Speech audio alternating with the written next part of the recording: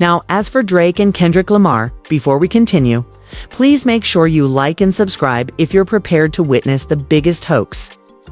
Fake, phony, and liar in hip-hop reveal more of the truth that he has been trying to conceal for so long.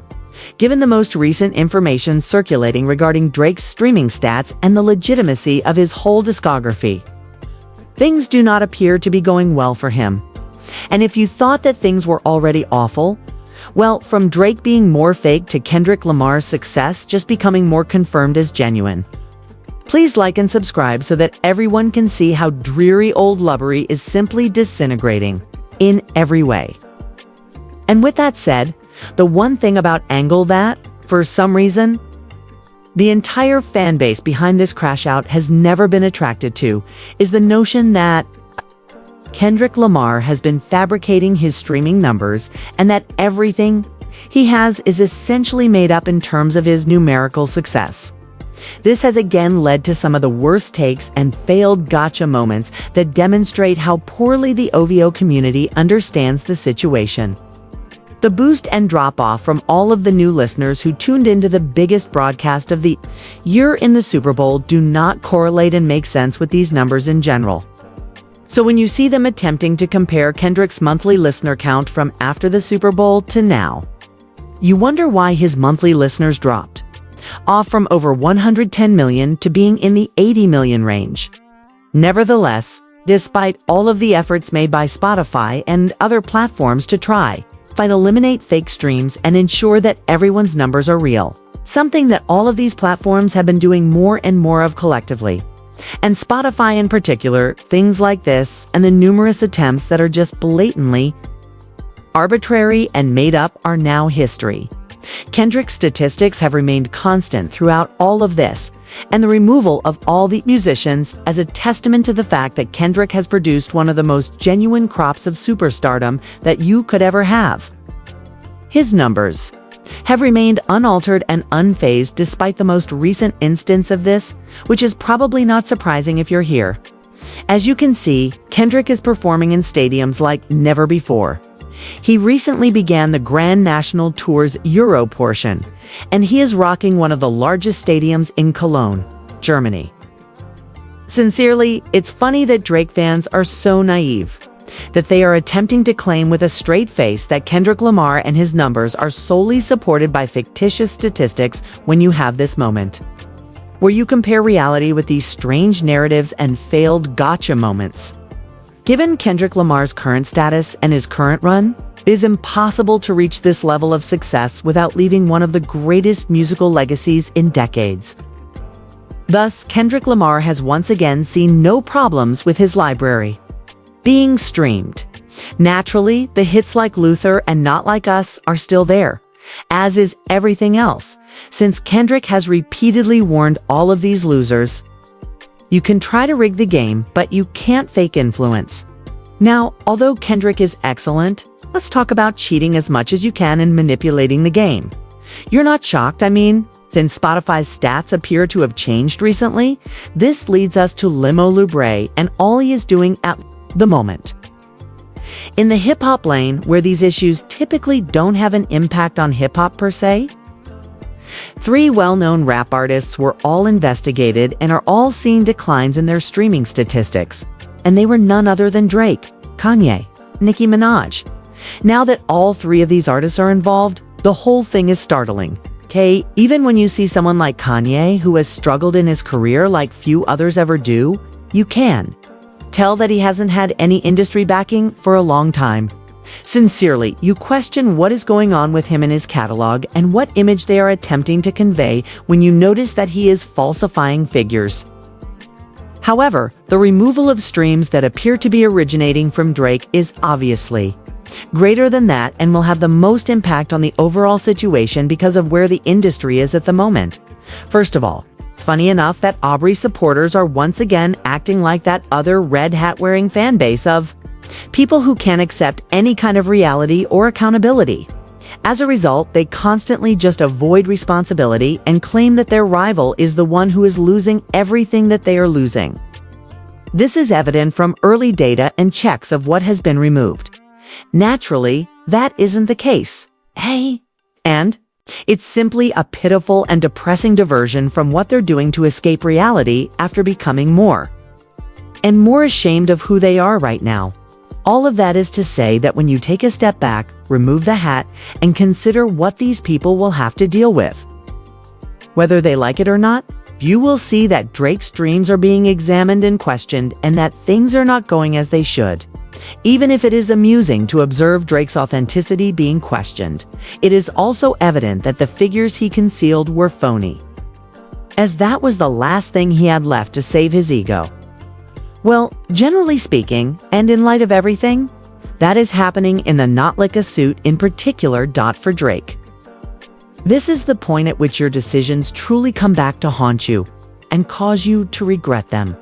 As Drake and his team whine in rooms, they are attempting to assert that at least 10% of Not Like Us success came from fake streams.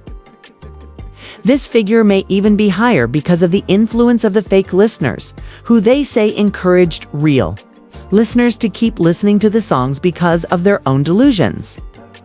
The whole Drake lawsuit is based on the idea that the streaming figures were phony, not the fans of the most visually striking back and forth in rap history, which is what made this song so popular. In light of this, Drake is the one who may soon lose a large number of his streams based on their detections. Even though they are making these claims about Kendrick and Not Us, and his library is still unaltered.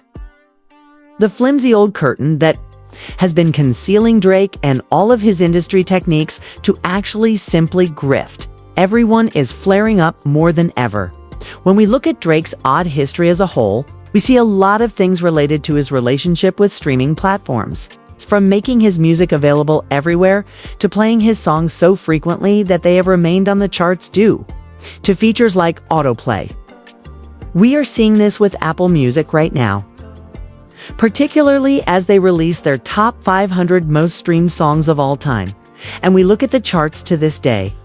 When you see a song like For Free still getting a lot of streams, for example, to be as high as it is, as you know if you use the platform, it is only due to a technology like autoplay that would play these Drake songs repeatedly without any explanation. All things considered, these streamers are now being investigated further, and the platforms are being dismantled to examine the data and go deeper into the veracity of everything.